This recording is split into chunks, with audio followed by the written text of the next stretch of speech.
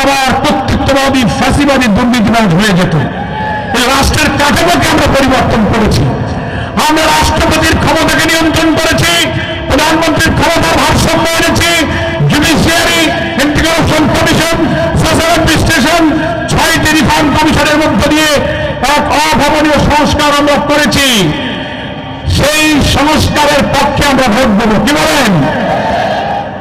হাতে ভোট দেওয়া মানে দুর্নীতিকে না বলা, হাতে ভোট দেওয়া মানে ফ্যাসিবাদকে না বলা, হাতে ভোট দেওয়া মানে দলীয়করণকে না বলা, হাতে ভোট দেওয়া মানে জুলাই সনদকে হা বলা, হাতে ভোট দেওয়া মানে জুলাই যোদ্ধা, জুলাই শহীদদের প্রতি সম্মান দেখানো, হাতে ভোট দেওয়া মানে নতুন বাংলাদেশের পক্ষে হা বলা। ময়দানে থাকবো ইনশাআল্লাহ। শ্রমিক ভাইরা তাদের ন্যায্য অধিকার ফিরে পাবেন। বিশেষ করে আইয়ুব আলী ভাইকে অনেক অনেক ধন্যবাদ জানাচ্ছি, যিনি আমাদেরকে এই মাঠ ব্যবহার করার জন্য সহযোগিতা করেছেন, আমাদের কাজকে সফল করে দিয়েছেন।